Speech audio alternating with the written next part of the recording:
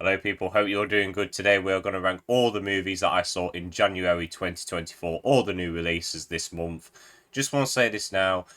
Some movies in this list came out a little bit earlier in other countries, like 2023, but they came out in 2024 over here, so that's why they're included in this list. And excuse the wet hair. I've not long had a shower. January is mainly known as the dumping ground for movies, but in the UK they released some good movies this month, and they did again this year. We're going to rank them all, but of course we're going to start off with the crap. So let's just get straight into it. At number 6, we have Lyft, Netflix's next big budget scam. I've only just reviewed this movie a couple of weeks ago, so I'm not going to talk about it too much, but in a nutshell, this movie was another crap, bland spy movie that Netflix pushed out for their streaming service. That's all it is. Get some like big name actors, Kevin Hart, Vincent D'Onofrio, and all that. Just plonk them in this movie, and people will watch it while they're doing something. That's all it's there for. It's crap. The plot is bland. The CGI, the visuals, my word. And if this was a B movie, I'd let it off a little bit, but it's not. And the tone's all over the place. It doesn't know if it wants to be a comedy or serious spy thriller. And the whole crap with NFTs, like $85 million for an NFT in this movie. It's just so clear it's just written by out of touch people. Do not watch Lyft. The only okay thing was like the action scenes were semi-fine. That's what I'll give it, but that's it. Lyft was just another bland, boring spy movie that Netflix pushed out for their streaming service. At number 5, we have Night Swim, the first movie I saw this year. And what a way to start the 2024 movie season. This was pretty much a concept for a short movie, which I cannot suggest enough, by the way. I've seen the short film. It's free on YouTube. It's actually 10 times better than this whole feature-length movie. So yeah, the movie takes a concept for a short film and just drags it out for 90 minutes, fills it up with a load of filler, and it's not scary whatsoever. There's nothing interesting about it. It's the most standard, bland horror movie that you'll ever see. The director thinks that loud, ear-piercing noises are incredibly terrifying when in actuality they're just incredibly annoying. The characters are the most cookie cutter characters that you see in all these types of movies. There's the odd, really bad moment that is just so funny, but there wasn't that much in that in this movie. And overall, the movie was kind of just boring. Apart from the odd funny part, the movie was just boring. If I'm going to give the movie anything positive, the performances were all pretty fine. I think the actors did an okay job with the dialogue they were given, and trust me, the dialogue was terrible. And I think towards the end, there were some really nice pieces of cinematography. But that's it, really. Night Swim is a movie I cannot suggest to you at all. It is another dry, bland horror movie that has nothing interesting whatsoever. At number 4, we have The Beekeeper. This is my type of movie. A throwback action movie with a modern twist. Get a lead actor like Jason Statham in there, and you got yourself a kick-ass, fun action movie. Now look, the story's nothing brilliant or anything like that, but do you care? You're seeing Jason Statham beat up crypto scammers. Like, what more could you want? Like, I had a blast with this movie. If you love, like, 80s action movies with, like, Stallone and Arnie and all that, and stuff like Commando and Rambo, you'll have a blast with this movie, honestly. And even, like, the younger generation, I think they'll have a blast with this as well because of the modern twist. And also, if you like John Wick as well. If you love action movies, just go watch The Beekeeper.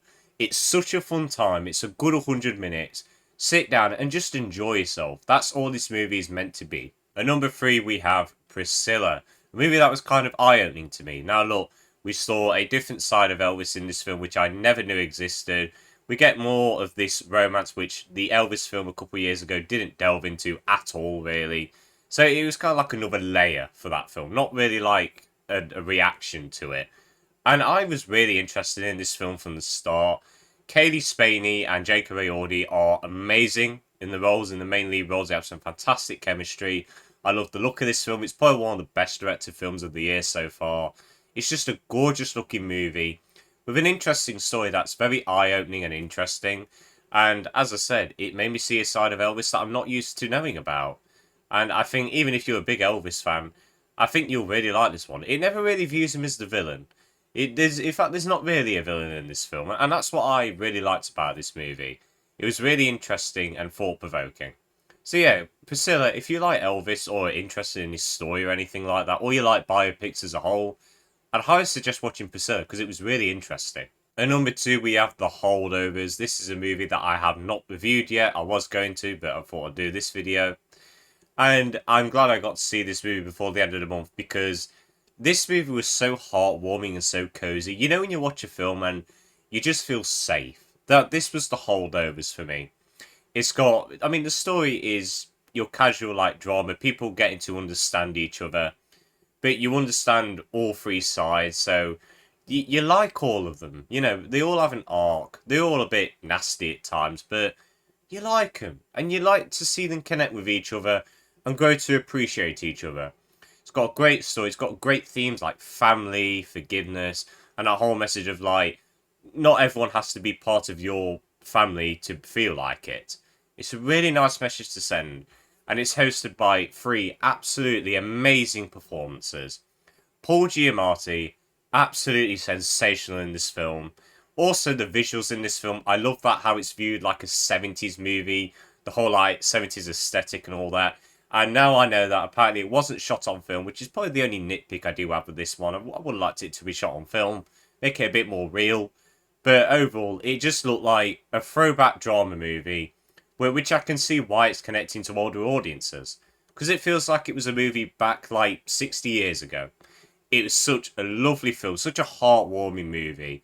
If you just really want to feel good and you want to have a smile on your face and you want to cry at the end of happiness, I'd highly suggest watching The Holdovers. It's such an amazing film. But at number 1, I think you'll know what it is. Poor Things. Now, Poor Things was a movie that I highly praised when I reviewed it, and I'm still highly praising it. This film was so imaginative, so complex, but in a good way that was very understandable. Emma Stone gives an Oscar-worthy performance in the main role as Bella, plus we got other performances which are really great, including Mark Ruffalo and Willem Dafoe. The visuals in this film, absolutely beautiful. Reminded me of pretty much Wes Anderson movies on steroids, in my opinion. But what really helps this movie is the story. A story about discovery, someone not being taken advantage of, understanding the world around them. It was such a lovely movie, just seeing Bella Baxter go through this world, understanding the pain and horrors of it, but learning to understand the joy in it as well. It was such a lovely film.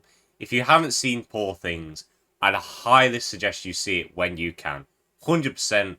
Poor Things is the best movie of January 2024 that I've seen, at least for me. And guys, that is it for the end of this ranking. I hope you all enjoyed. Let me know your rankings and let me know all the movies that you've seen in January 2024. Doesn't have to be from this year, it could be any others as well from any time period. I'd love to hear your thoughts on this ranking and your rankings as well. But I hope you all enjoyed this video. My next video is going to be a review of Argyle. I'm really looking forward to that film. But I hope you all enjoyed this video. Have a good day. And see you later.